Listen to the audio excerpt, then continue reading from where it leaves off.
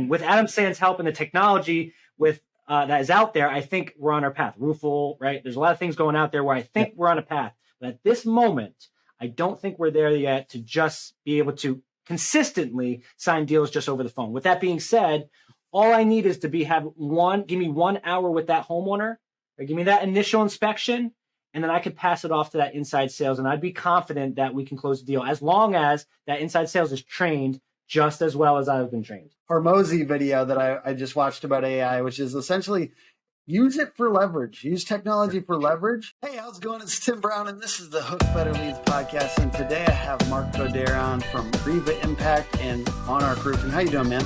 Good, man. Yeah, and you can include Monarch Roofing. A lot of people don't. You can include them. I'm still on that payroll. All right, good. Well, it's almost been a year since we've been working with you guys at Monarch. And so I remember Martin saying like, hey, you can't talk about it for a little while because sometimes people come in and barely do any work for us. And then they like just start using our name too. So I've been trying to be careful about that, but I haven't been perfectly careful. But he said, wait a year. So now it's a year. So you've been salivating on that one? Yeah, probably. There's been a few drips out there. I noticed a few drips out there. That was my bad. He gave us like a testimonial thing on LinkedIn, and I was like, I put it on stuff, and now I feel that was awesome. No, it was taken in good, man. It was taken good in because, and again, we appreciate what you do. So we got that 1 year mark, so it's awesome, man. So we basically want to use Martin's name and you guys, because you guys are very well perceived in even just other roofing companies. Roofing companies often say, like, if there's anybody we want to be like, it's Monarch. So folks look at you guys and they say, this company is doing some things really, really well. And one of those things is inside outside sales. And so we're going to talk about that today and the other parts of the roofing machine system. The topic of inside sales, though, it's super compelling. People want to hear more about it. Like whenever I mention it, because I always like, it's a brainworm. It gets stuck in your head and I want to talk about it. And just even telling people to kind of switch their mindset from like customer service people on the phone. Like, what if you thought about this more of like an inside sales position? How do you get started on that idea in a roofing company? And what's like a little way to start implementing it? Yeah, man, we talk about a topic that is so talked about and well known. And the best part about it is, man, and I feel so blessed. I feel so happy that I was able to be like basically the starting child of the outside as an outside salesman having the first inside sales role. And really how it came about was I'm a IC personality, right? So I was crushing sales, being an I personality, being an influencer. But the small detailed work, I call them crumbs, like all the small emails, the follow-ups, and keeping track of my leads, going on top of it, going on the CRMs and updating everything, I was the worst at, right? So like Martin was like, man, how can we figure out a way for you to be successful? You're selling, I sold $5.4 million in 2018, and that's with an inside sales. The year before I sold 3. Yeah, it's crazy, man. It was a crazy couple of years. But how the inside sales role came about was I needed an assistant. Technically, it was kind of an assistant, but I needed that assistant to understand roofing because what we'd have is we'd have a lot of questions come in, and this is 2016 range, we'd have a lot of questions come in pertaining to roofing, and unfortunately, like receptionists or assistants, they're not trained as roofers. So what we started to do is we started to train, technically they were receptionists at that time, we started to train them on the roofing side. Right, and how to close deals, and how to train them on the production side, train them on the materials that we're using. And what it turned out to be is we found a stud, and her name was Megan. She was my inside sales for many years. Megan started to close deals over the phone once the initial stage of the initial inspection happened. Right. Mm-hmm. So what would happen is the call would come in, and Megan was so awesome at taking that incoming call and basically starting a sales process. I know you talked to a ton of sales trainers, a ton of sales coaches.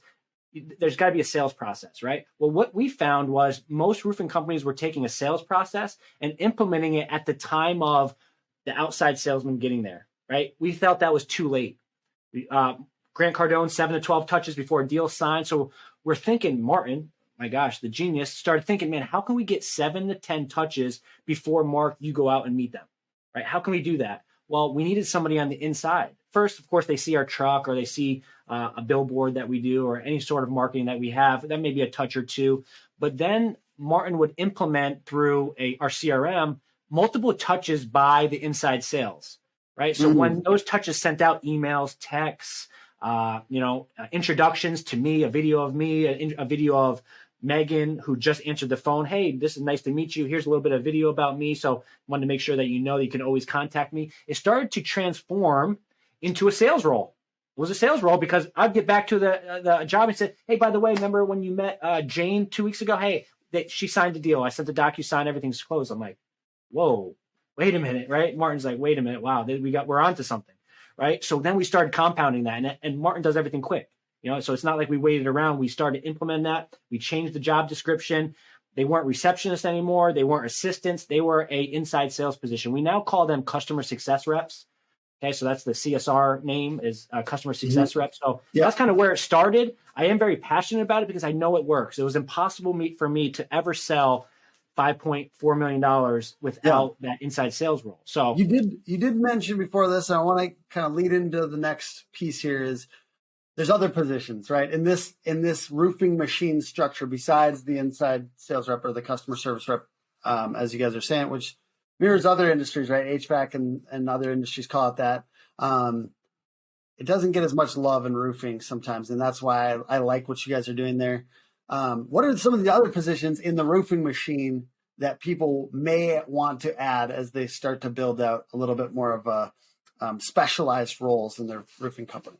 It's a great question, man. And I also think that's not talked about enough. And also, by the way, I don't think the inside sales role gets so glorified in the roofing industry because I think there's too much ego in salesmen in this industry. So what I had to do is I had to let go a little bit of my ego to say that I'm the only one that could close that, Mrs. Smith, and often put on some tasks to her and be comfortable with that. So I think ego is one thing that in the roofing sales owners and salesmen have. They don't want to give up commission too, maybe. So how does that play out? Like, I guess just a quick follow up for that other question is like, do you have to share? 100%. Yeah. It's a lot less, right? Because we are the ones getting on top of a roof, right? So we are doing obviously a little bit more of a dangerous job. We are doing the face time. I call it major time. There's major time in sales and minor time. The major time is in front of the prospect, Jim Rohn, right? You got to be in front of that prospect. So I was doing the major time, doing the traveling, working the longer hours. So yeah, you still make a higher commission. Again, that's why they get a percentage thing though. They get a percentage. Yeah. Okay, yep. Cool. So they get a percentage of the sales of outside sales. And again, remember we're W-2 model 2. So I took a big hit, man. $5.2 million, I think with a normal, well, when I say normal, I'm not sure that the normal 10% commission should be very normal, but it is because I think people just start duplicating it. Right. But yeah, I had to take a little bit of a pay cut, but I was okay with that. I said, you know what? I'll take a little bit of a pay cut and have a little bit more sanity, have a little bit more life. If I could obviously pass on some responsibilities to my inside sales, right? And now we're creating a machine, and I knew if I had her, I would just sell more. So really, the pay cut isn't that much because I know I could sell more. So what's it? I do it all myself, and I sell $3 million, and I make 10%, right? What are you making? 300,000, or am I selling $5 million and I'm giving a little bit of that? I'm selling more, so the high commission is now 500,000, but then I'm taking away a little bit of that, giving it to my inside sales. It's a no-brainer. But yeah, other positions of the machine, also something that's not talked about, data administrator. So basically, when you get the contract paperwork in, where does that go before it gets to the production coordinator, which is another role, production coordinator. So one scheduling the jobs, one setting up the calendar, one ordering all the materials so the salesman doesn't have to do that. The data admin would also contact the homeowner to let them know of the delivery date, any updates on the job, right? So we have basically a call person, which also could be inside sales too. But yeah, that's when we're getting into, $42 million. We need more parts of the job, right? Unless the sales. Let's talk about order to add positions. So if you were a roofing company owner, and let's say you're small, you're 2 million or something, and you're starting to add people and you're trying to figure out which order to add people in, what order would you add some of these roles in? And at what level does the full machine actually make sense financially? Yeah, and that's a great question, man. The best part about the machine is we adapt it and we basically customize it to the amount sold, right? So it's customizable. the first position I would order. Contractors love the catch-all because it makes every single one of their roof builds easier and more profitable. Protective netting wraps facade and landscaping to prevent from left-behind nails and damage. Homeowner referrals bring you more jobs, and insurance supplements bring you more profits. But my favorite part, the branding. Before even an outside salesman, before I'd hire another outside salesman, I'd hire inside sales, get that going, and then I'd hire inside sales, and then maybe I'd start adding onto the machine. We'd be here for a couple hours if we started talking about the levels of the machine, right? So I think the 2 million, I think we mentioned it a little bit earlier, Tim. I think the $2 million and $3 million companies get left behind a lot, but $2 million and $3 million companies should have an inside sales for sure. They're ready for that, right? A startup, let's build up a little bit, but that. And you think production coordinator those before having like 3 salespeople? 100%. Yeah. Again, why do you think some companies don't do that? Because a lot of them are going to be hiring 1099 salesmen, and there's no downfall, right? So you can just hire. Yeah. Do you have any beef with 1099 or you don't? I don't. I just don't think that they could deliver the differentiators. I don't think they can deliver the service that a roofing machine type company could do. Right. Or if an individual was pretty good at delivering a service, you're not going to keep it consistent across all the reps because they don't. I mean, technically, they're not really like required to follow the same level of like if you had systems and processes in your business, it's a little harder to have accountability around those if they're 1099, right? Because they're also required by law, at least. I mean, like not that everyone follows this, but like to have time freedom, for instance, and like. Being able to say you need to do this, this, and this as part of our process is kind of a little bit of it's starting to get into W-2, really. Yeah, you have no control over them. You can't tell them to show up to meetings, right? We meet 5 days a week. Our sales team meet 5 days a week in the morning, 7:30 every single morning, right? You can't require that with 1099. You can't require them to drive a company truck, right? You really can't. I'm not an owner, so I don't know too much of the rules, but I know that 1099 driving a wrapped truck with your logo on it got a lot of legalities in there. I just think that people think hire salesmen, send them out there and see what goes. But my big issue with that is an outside salesman, whether they're 1099 W-2, can only do so many activities outside, major time, right? 6 to 8 people. How many people can you meet a day? I mean, I've met a lot of people in a day, but that was all in one neighborhood. But 6 to 8 activities where the inside salesperson, man, with a computer and the amount of follow-ups they can do close to, we've had inside sales do close to 100 sales activities, 100 sales activities, whether that be follow-up, email, sales presentations, sending out DocuSigns, 100 activities a day. So in my opinion, it's a no-brainer. Are they as strong of activities? No, but when you're doing 100 to 6, I'm taking the inside sales all day. It's time you rethink roofing.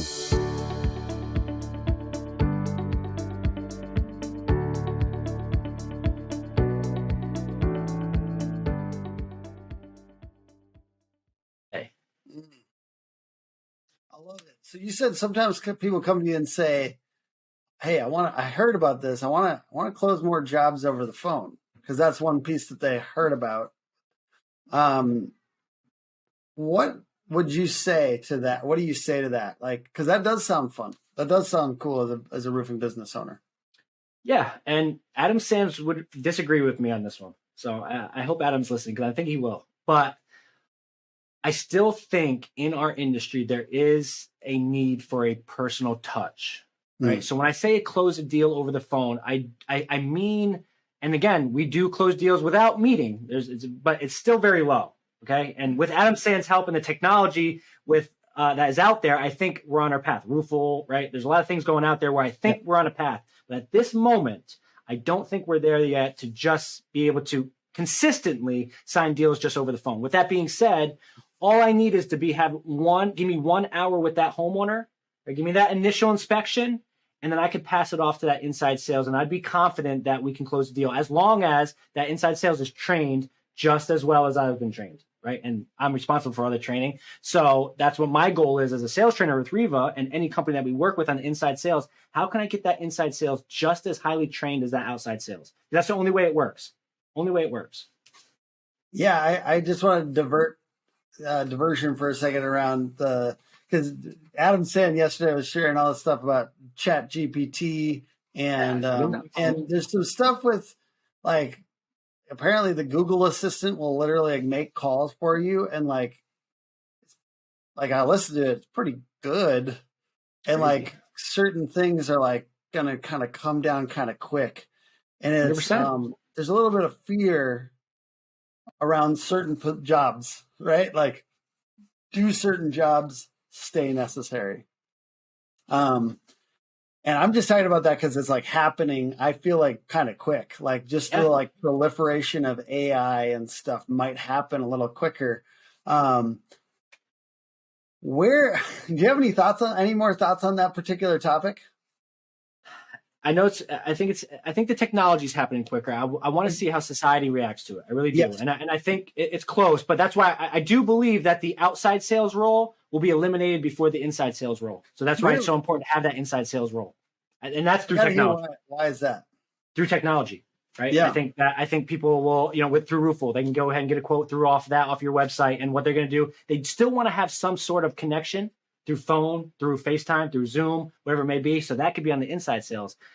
If you can collect all the data on the through AI, through technology, and you can just have someone on the inside take care of the paperwork or making sure everything comes in normally, I just think that they're going to become more important than the outside sales. I don't think we're there yet. As much as our industry wants that to happen, Tim, I do not think we're there yet. I think we are sometimes. So I do think that smaller companies that are canvassing still have a chance. I think there's probably like a little bit of fear from like the sales side. I think that, like anybody in a, writing, ChatGPT, crazy. Like, so if the things deal with writing or certain things that like there's fear, but then on the owner side, like you're saying, there's probably like a little, you telling me I don't need to have those 3 people doing that? Like I think that there's like, there's fear and excitement because it's like, yes, that would be cool if this was really all the way there yet. And I think it's going to be companies like you guys, right? I think it's going to be the marketing companies. I think it's going to be companies that start gathering technology to be able to gather leads and have them go everything automated through website, through somebody over the phone or through a video chat. That's where I think, and that's what scares me about companies that can't, canvas and only canvas. Right? Ones that aren't using marketing companies to be able to start building a brand, start building a business, and looking out for the future rather than just storm chasing and relying on 1099 canvassers and overturning. I think there is going to be a change. I just don't know how close. And you guys are going to be a lot smarter than me on that. I'm still starting to stick to my processes of inside and outside sales, but I think companies like you guys will be the big change in that.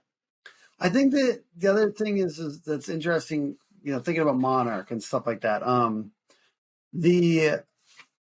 An interesting part, though, is brand is kind of always valuable.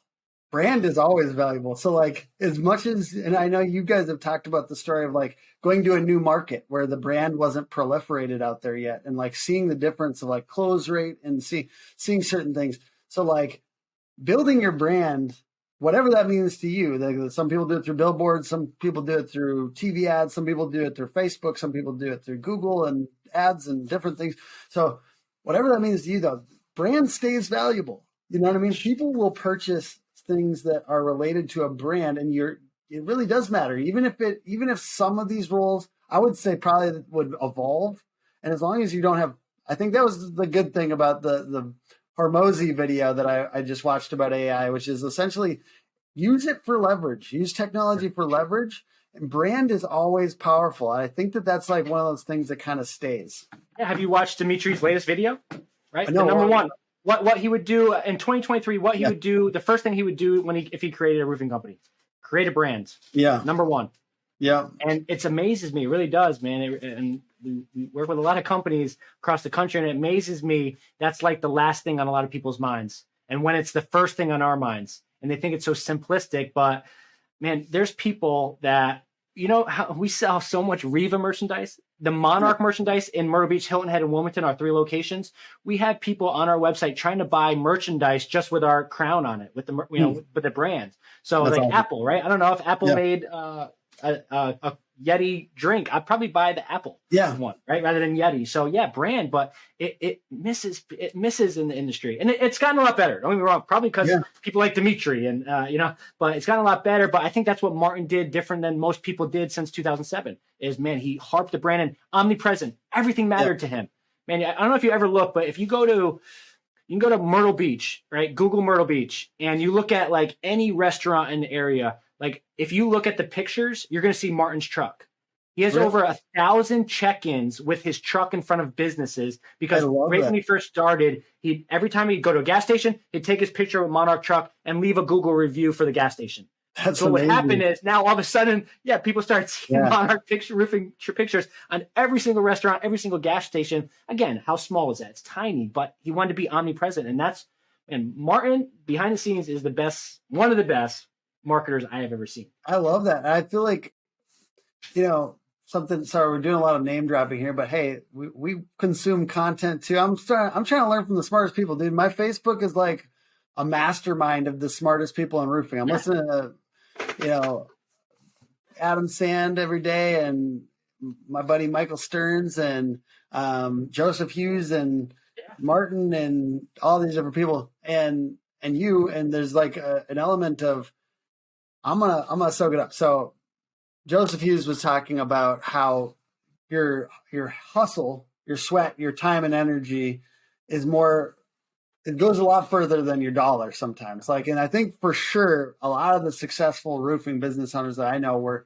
either, maybe it's not always traditional marketing or like digital. They're not, a lot of them are very humble about all that, but they're doing networking and they're going hard on whatever they're really good at the beginning. Like, a lot of people want to skip that step. A lot of people really want to skip that step. They want to hack from 500 to 3 million. And there's less hacks because it's really hard to pay the amount that all these vendors and services cost. That's just the truth.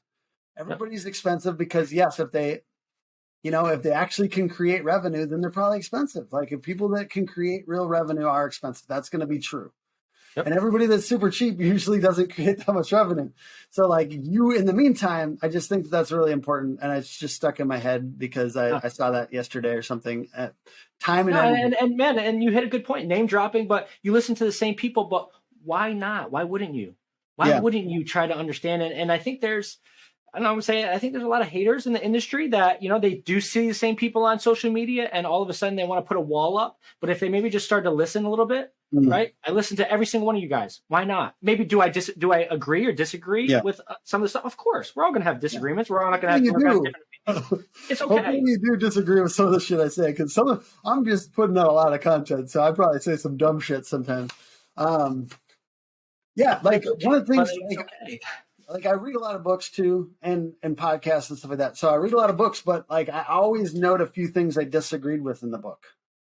And sometimes it's more than I agreed with. So then I put the book down and I stop reading books a lot too. Like I probably start a lot more books than I finish, and I stop feeling guilty about that because I realized at a certain point, I'm like, this will not serve me. And another 3 hours wasted on this is actually not going to help my life. And I'm very much into Tim Ferriss's like just in time knowledge, not just in case knowledge. Like, I'm not storing up a lot of information about the economic systems that are outside of my control, or even world history. I mean, I certainly like listening to my dad because he's super good with wars and stuff like that, and he knows all the dynamics. But like, I don't soak a lot of like this crazy big macro stuff if I can't use it now. And I 100%. Think like, 100%. There's a lot of information out there. That's the thing. We're drowning in information. I agree. And there's a lot of events, right? And I know that's always talked about in the industry. There's a lot of events, and their events are awesome. Yeah. But only take 2 or 3 actionable items after these events. You don't have to go to these events and start filling up notebooks and feel like you got to add everything. I know everybody talks about that, but same thing with books, Tim. I think it's a tough, man. I'm a book reader, but I'm a book studier. Right. So I love when people tell me, I read 30 to 40 books a year. Awesome, man. Can you tell me about those 30 to 40 books? Yeah. I often get like, I'd rather read 5 and study the shit out of them. Excuse my language. Yeah. No, now I'm the world's greatest roofer. I'm the world's greatest roofer. Sorry, TJ. The world's greatest salesman, which may be the same person. I don't know, TJ. But the world's greatest salesman.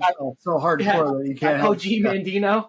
And it's the smallest book, man. And it's like I could read it in a day, but it's actually designed for you to read one chapter for 30 days straight and then move on. So what I do is I read a chapter for 30 days straight. And that's crazy, man, because after I'm on the fourth chapter, but those 4 chapters I could recite. I could literally, and they become subconscious. They become applied knowledge rather than just knowledge, right? So I'm big at studying books rather than just reading books. Same with the roofing machine. I lived the roofing machine for 6 years, but I read that and I studied that book continuously for 3 or 4 times, just because even if I was inundated on it, I still got a few more nuggets after that because I wanted a little bit more from Martin's perspective on maybe some things that we haven't talked about. But yeah, I'm a book studier, applied knowledge, man. That's the power, not just adding a ton of stuff. So throw out a couple more sales books that you like to study or that you've read more than once. Study wise, 6 Powers of Influence. Oh my gosh, probably read that book. My gosh, who's that by? Let's say Napoleon Hill. That's a book I read for 3 years. 6 Powers of Influence. I love Napoleon Hill, so that's awesome. It might be not. Oh, that one's actually Cialdini. It looks like. Yeah, Cialdini. Yeah. My gosh, right? Yeah. Consistency, power of giving. We implemented all those powers into Monarch Roofing. It's one thing that me and Mark really did hit that hard. The roofing machine, I got to tag that one in. Right?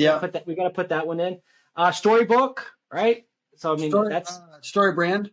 Yep, killer. I read that. I did that twice. Read that twice. More marketing side, more up Martin's alley. But man, you got to read The World's Greatest Salesman, please. If you do anything after this podcast, pick that book up. It's so short, but it's life too, man. I'm a big personal development guy, a huge personal development guy. So it's not only it's big time sales, but it gives basically the baselines, because I think you don't have to reinvent the wheel when it comes to personal development. The same principle stands. Sales change.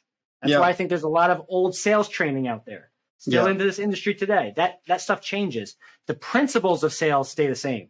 Principles, right? But the strategies and the processes, they change. Look at Adam Sands. He's revolutionizing the companies that we work. He's revolutionizing the sales process, but the principles are the same. And that's what we do. We come and teach the principles, and then we add it to his process. Really. Did you say, is there anything else you wanted to say about if somebody wanted to close more jobs over the phone? Would you suggest them slow down a little bit and worry about something else? Or is there any other tips that you'd have for folks that wanted that? Contractors love the catch-all because it makes every single one of their roof builds easier and more profitable. Protective netting wraps facade and landscaping to prevent from left-behind nails and damage. Homeowner referrals bring you more jobs, and insurance supplements bring you more profits. But my favorite part, the branding. Close deals over the phone? Yeah. Well, and again, when I say over the phone, we do, it's crazy, man, the last 3 years, and it could be it's probably archaic, but we use ScreenLeap. You ever heard of ScreenLeap? So what it is basically, and this is how we close deals today. What it is basically, you can type in ScreenLeap and you get a code. And if I give you that code and you go to ScreenLeap and you put that code, you can see my computer, right? It's kind of just like 1, 2, 3, me, right? There's a ton of programs out there. Yep. So what we do is we have a lot of success with ScreenLeap. So customers will log into ScreenLeap and they'll see our presentation. So the inside sales are equipped with a presentation. Right. I like to call it a conversation because I don't want to be presenting something, but they will be able to present through ScreenLeap, and they can see their screen, hear them while they're listen to them, and they can see them, whatever it may be. But you don't have to have Zoom. You don't have to have an account.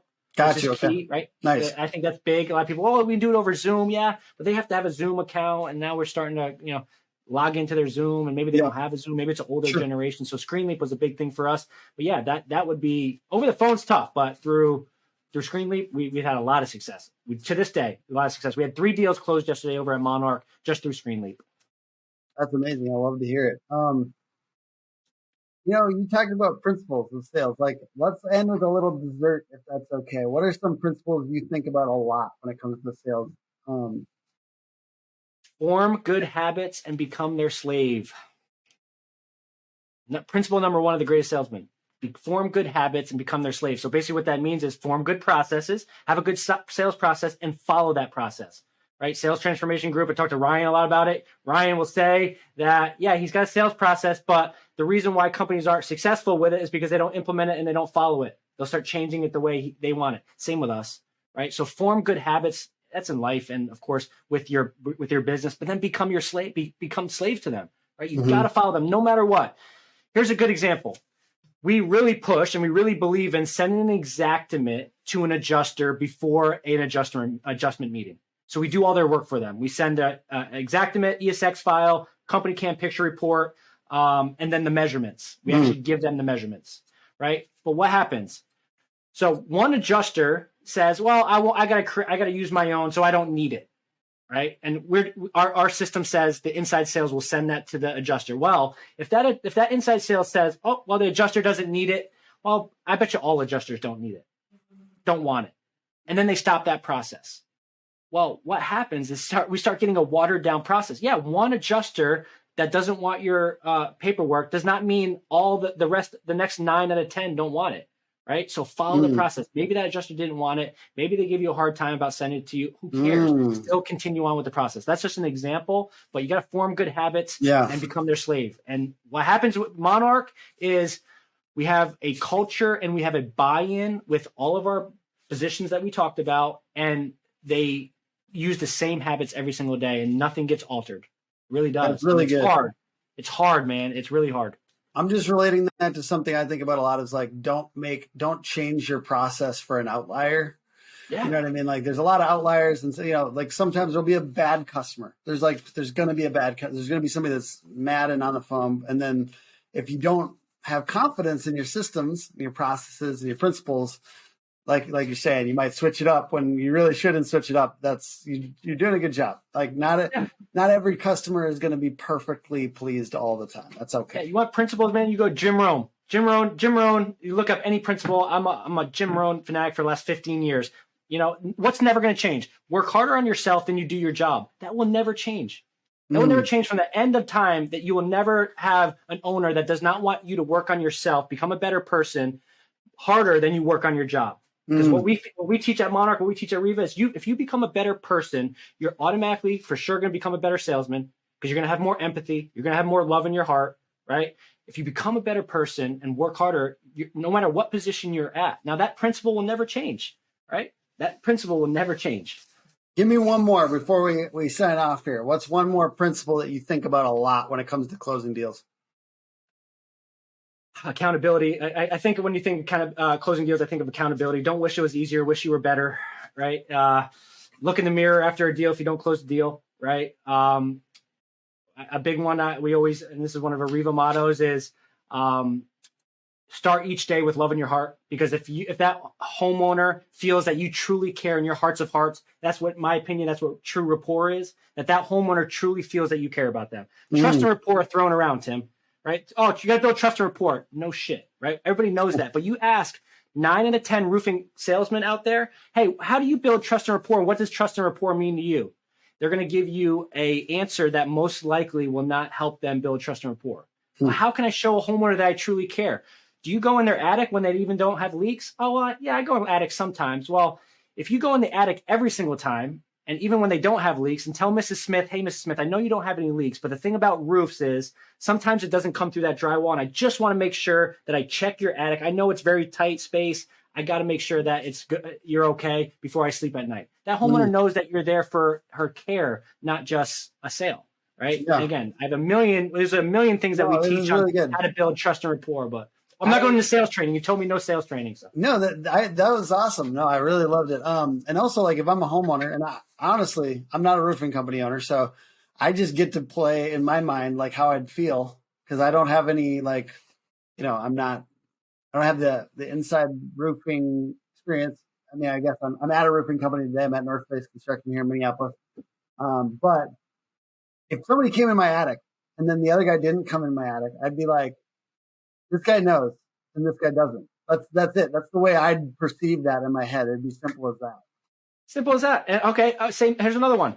If a roofer came and was wearing cougar paws and they had soft bottoms because they didn't want to affect anything on the roof while they're doing the inspection, just in case there's no damage and they don't need a roof, and then I had another roofer come with pink and purple Nikes that I see across the country all the time, because they don't want to spend $180 on cougar paws. Who am I thinking that cares about my roof or my property more? The guy with the cougar paws that let me know that he's wearing soft bottoms so he doesn't damage any shingles just in case you don't need a roof? Or the guy with pink and purple Nikes that are with no clipboard, with no tool belt, with no vest, with no company hat? These are simple things that are missed all the time. And I know it's very simple. And there'll be people, listeners, but like, yeah, it's obvious.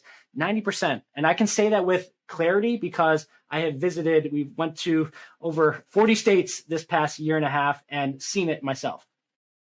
Yeah, I do love that whole mindset. Like, it's simple, but you're not doing it. Why are you not doing it if it's so simple? And I think just, active listening here is what I feel is like you guys have a lot of mottos and you kind of drill on them, but it's like, it feels like you guys like, it's part of your identity. I feel like the mottos and stuff that you guys are living. And I feel like if roofing companies have those, whether they're some like this or, you've got your own, if you get them down, then it's just, you've got an operating system that then it's just habit, like you said, and you're slave to those habits. Mottos and stuff like that are part of it, I think, and it helps. It's ingrained in our heads, man. It's ingrained in our heads, and what it takes discipline to continuously do it every single day. Have you been to the Monarch office yet? I have not. I'd like to this year, though. Yeah, man, please come. You're going to see the same things that I talk about posted on the walls everywhere, right? Core values. Another thing that's kind of missed. We got core values is very important, but we go to some companies and we got core values, and it's like a paragraph each. Do you think that salesman or anybody in that company is going to remember that paragraph? They got like 4 or 5 paragraphs, core values. Make it simple. Crown. It's ingrained in my head forever. Consistency, real, own it, winners win, no excuses. There's 5 very key principles that if you follow those things and study them to a T, I know the core values. Right? Let's make it simple. Let's make it for 6th graders that work at roofing companies. We're roofers. I'm not very smart. I got a college degree, but I'm not very smart. So I want to make it simple. And you got to make disciplines, you got to study it, and you got to have a guy like Martin Pettigrew that instills the importance of working on yourself and be better first. And then you can worry about being a better salesman. And begin every day with love in your heart. Yeah, man. Gosh. I dig that one. I like that one a lot. And I do agree. Like, if you really... It's tough, though, Tim. It's tough. Write that down and then think about it every single day, because then you get to the office and you got that employee that did something like, you're like, oh, you're like, okay, have some love, have some compassion, have some empathy. Hey, what made you do that? Or how can I help you change that behavior, right? And that's kind of what I mean by change, love in your heart. Same thing with detaching from the sale. When I go and visit a homeowner, I don't think about, I'm so ingrained now, I don't think anything about the commission. W-2 helps. I don't think about the commission. I think about, man, you're in my community. I care for you. What can I do to help? If that's not doing anything, awesome. If it is, I'm going to do whatever I can to make sure you know that I truly care, and I care about you first, and then doing business with you second, because I do care about your business. The reason why I do care about your business, because if you do need a roof, I don't want you going anywhere else, because I know you're not going to get what you deserve, the best. And that's why you go to Monarch Roofing. So, heck yeah. And I want to just take a second for anyone who's watched this all the way till now or listen and just say thank you. Thank you for watching and listening. If I do get a chance to go out to Monarch this year, which I hope I do, and maybe take a visit, what should I do the video on? What should I ask? What should I comment below, or comment on YouTube if you're listening? And I'll see if I can kind of illuminate more of what they're doing. That's awesome, because obviously you guys are winning a lot and doing some really cool stuff. Thank you for being on, Mark. I appreciate your time. It's awesome, man. I love your content, man. I keep following you. I hope you do come. I hope we get a chance to kind of sit down and have some lunch and talk. But I appreciate the services with Monarch Roofing that you do for our marketing. And man, anything I can do to help you, please let me know. And I really care about this industry. I think there's a lot of great things. I think there's a lot of things that I can improve on, we can improve on. And by watching you guys, it helps us all. So thank you so much, man. Absolutely. And thank you, everyone, for watching. Check out, it's RivaImpact.com, correct? Yeah, RivaImpact.com, yep.